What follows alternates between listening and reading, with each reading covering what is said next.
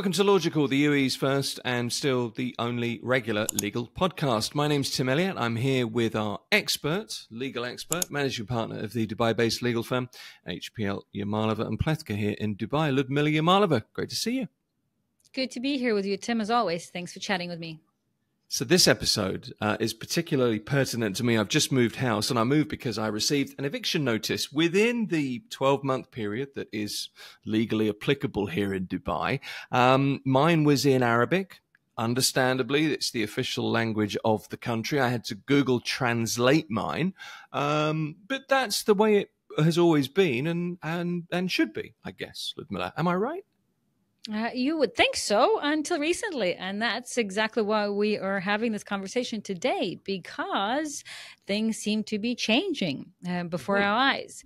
You are correct that the UAE, it's an Arab country, the official language in the UAE is Arabic. And historically, that meant that all official documents were by default issued in Arabic, and any other language was more of a convenience, and usually that party's kind of own initiative to have the document translated or another language added to the Arabic. But by de facto, everything was in Arabic, and that was the way of life. In fact, over the years, we've seen a lot of these documents being served on parties for the eviction or for a court case filed or for a criminal appearance and so on and so forth. And people often would actually, we've even had these kind of cases where people would ignore them because they said, well, we did not know what was in them. So we did not know what they meant, but that was never an excuse. So because the official language was Arabic, and therefore that was the position was that it is your obligation as somebody who is living in the Arabic-speaking country to ensure that whatever documents you receive, especially since they're official documents, that you get them translated and you understand that's what's in them. So the obligation was on the recipient and not whoever was issuing the letter.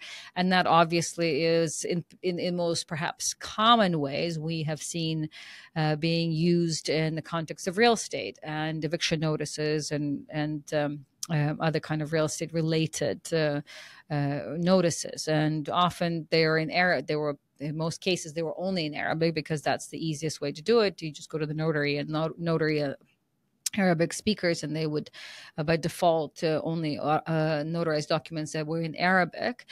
So it was the easiest thing to do is just to go to a notary, issue the document in Arabic, and that's basically it. And then from there on, you kind of move on and serve the document, and that's you leave it to the other side to figure out what's in the document.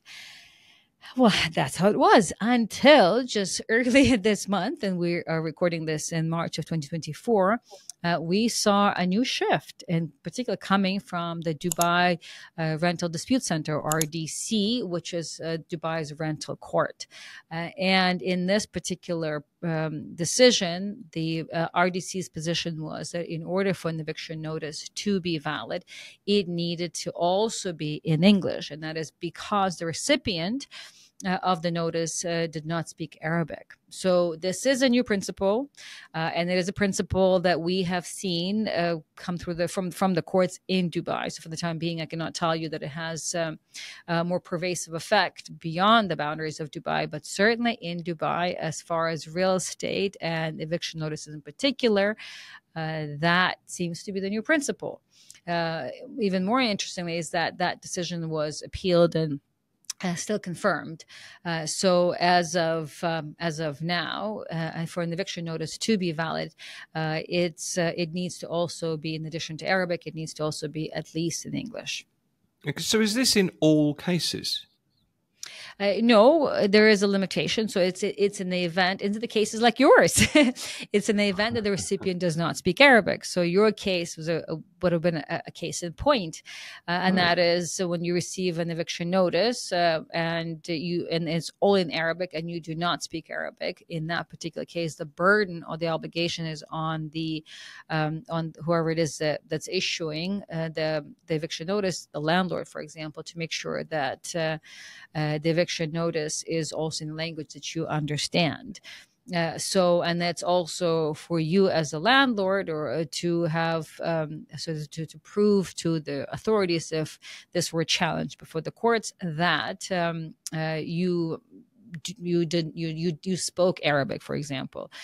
So if your argument as a landlord is that the person speaks Arabic, then the burden is on you to prove to the authorities that you actually do speak Arabic.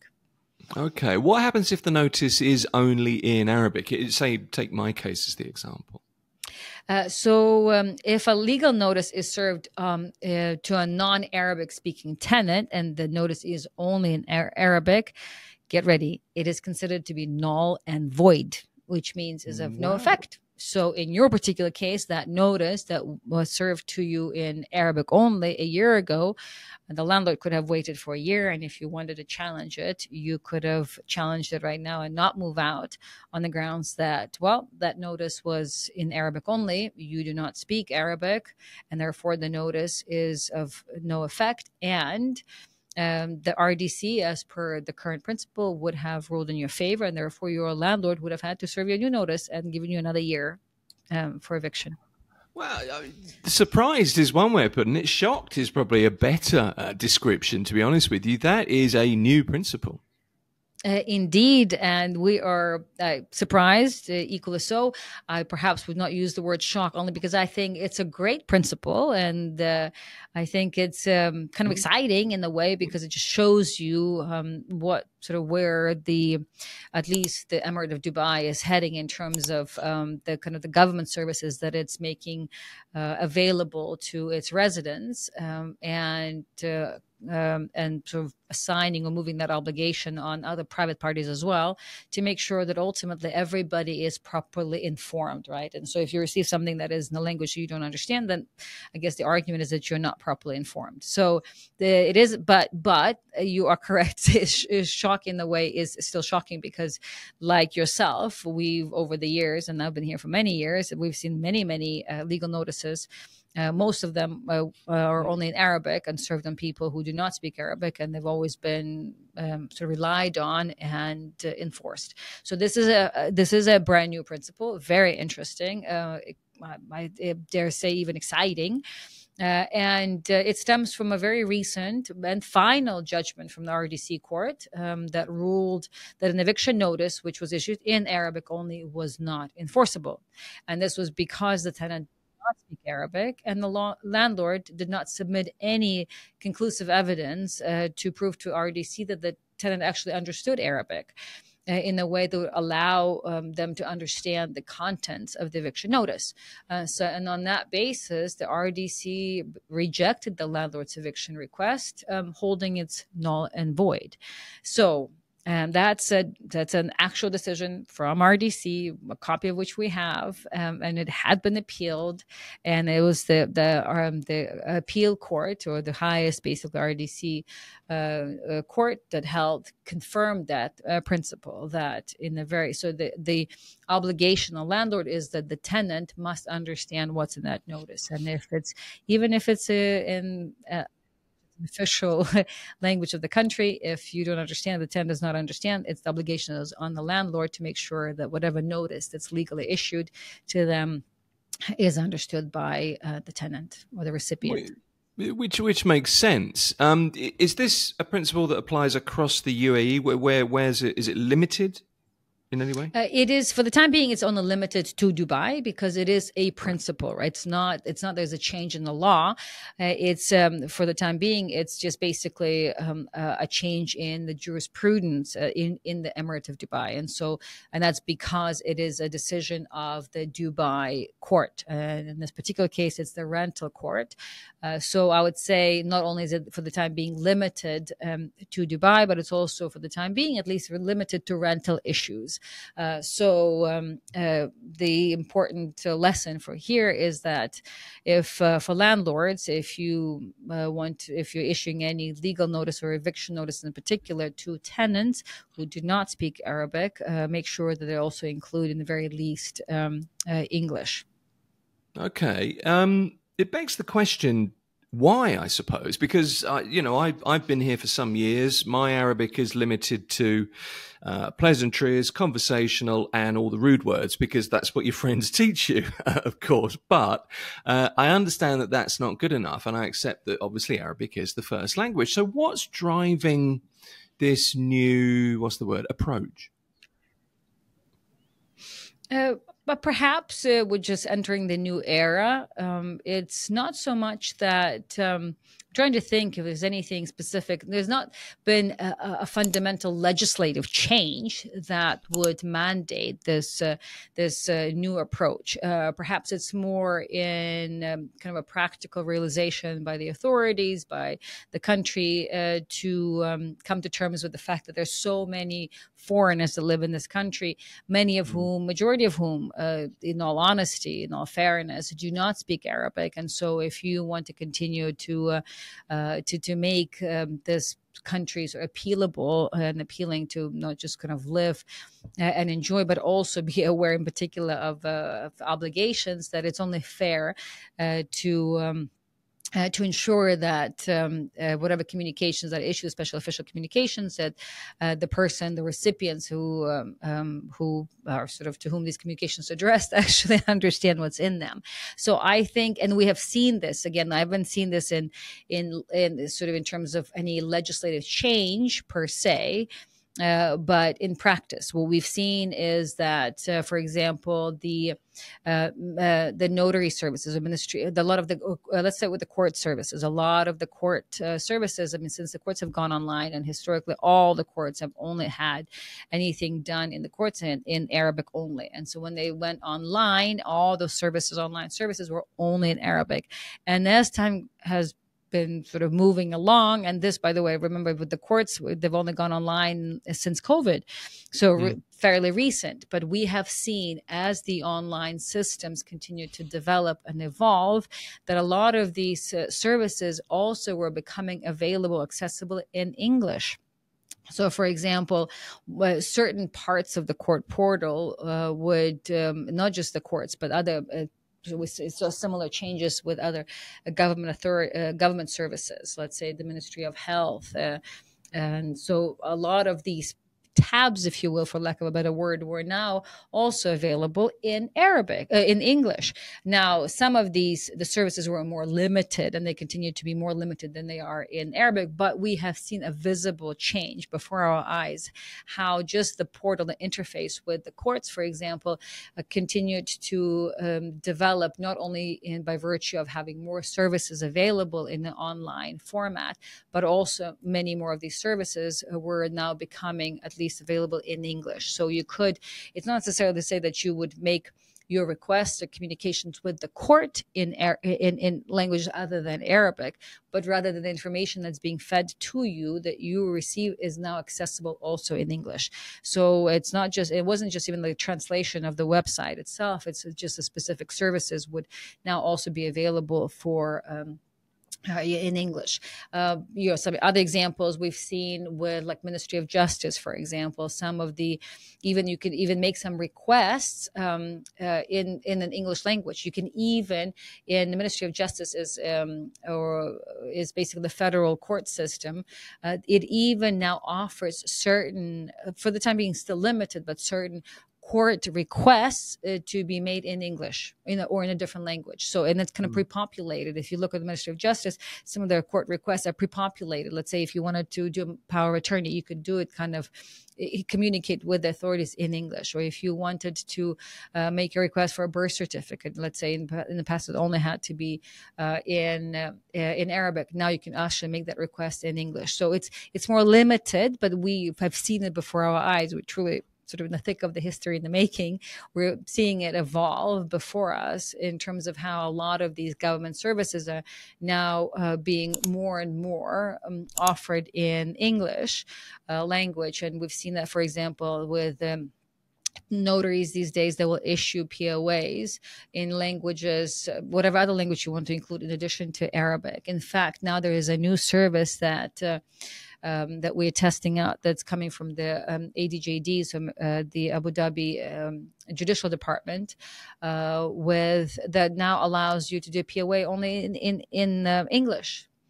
And also, for example, in terms of even the service of a process. So in the past, whenever there was a case was filed, you would get a notification only in Arabic. And so be it from a civil court or from the criminal authorities, you'd only get the notification in Arabic. Now, that same notification will come in two different languages, in English and Arabic. So we have seen over the years, the last few years, a lot of these services, in the way that the government and various government institutions are communicating with the public in the UAE, are now starting to incorporate other, in particular English language, as a kind of as a second, almost not official, but kind of a default language.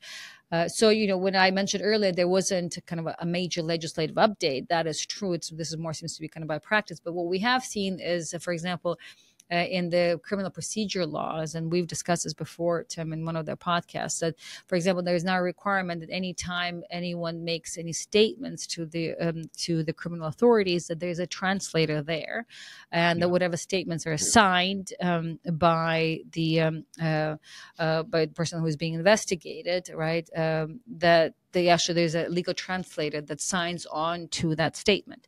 In the past, we've heard a lot of, and we've seen a lot of cases where people would, let's say, be called to the police or prosecution and had to make a statement, and they would sign a document that was only in Arabic. So now, in fact, that particular aspect of the legal practice has been changed by virtue of an updated criminal procedure law that makes it a requirement for these statements to be signed by an official translator.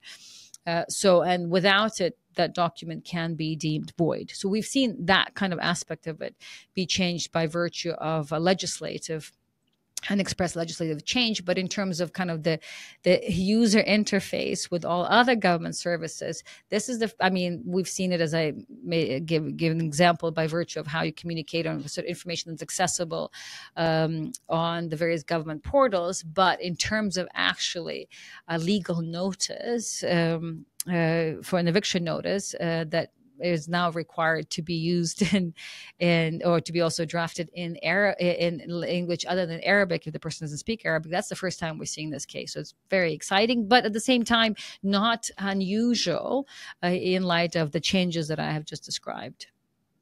So let's sum up. What are the main? What should we be taking away from the discussion today? Yeah, so if you're a landlord and you are considering to file landlord in Dubai, and you're considering to file an eviction notice to your tenant in Dubai today, then make sure that be sure you should always issue it in Arabic and English language. And that, I would say, that's even if, for example, your tenant you think speaks Arabic, because there's obviously a lot of Arab ethnically sort of Arab people that may live here, but they don't actually speak Arabic. They may have a very Arabic name. So just don't make a mistake of thinking, that person has an Arabic name, therefore they speak Arabic, because just because they have an Arabic name does not mean they speak Arabic. So, and since we've seen in this RDC case in particular, in that case, the burden was on the landlord to prove that the tenant actually spoke Arabic. So I'd say, just to be safe for landlords, they should issue eviction notices in Arabic and at least English. That being said, it's interesting to see in this. I don't have the answer for it yet, but let's say, what if the recipients don't speak English, but they speak some other language? Let's say Russian, more Chinese. So I would say also, just to kind of be safe, if there's now, we know that the notaries do issue legal documents that are in languages other than just Arabic, and you don't even need to have a legal translation anymore for these documents. So therefore, you could, in theory, let's say if you're issuing it to a tenant that only speaks Russian, and there are a lot of people like that here now, or Chinese, you may want to, just as a landlord, to issue the eviction notice in addition to the Arabic. Also, either include, you could even do English and Russian, or you could just do English, Arabic and Russian, or Arabic and Mandarin, for example. But in the very least, I'd say right now, based on this court principle, you should, in the very least, in addition to Arabic, also use English. I guess so that's perhaps the main conclusion, is just to be on the lookout for more of these kind of developments, because the law and the practice are evolving very rapidly, as we have seen, and we've covered in this podcast many, many different aspects of exactly that. And that is just one of the most recent developments, which I think is very exciting. Well, we're recording this on a Wednesday. I moved last Thursday. It's something I wish I'd known, that's for sure. That's another episode of Logical. Eviction notices here in Dubai, Arabic and English, is now how they must be served. As ever, thank you for listening and watching. If you're with us on YouTube, for example, and thanks as always to our legal expert, managing partner at Yamalova and Pleska in Dubai, Ludmila. Yamalova, thank you very much. Thank you, Tim, very much. Always fun to be chatting with you.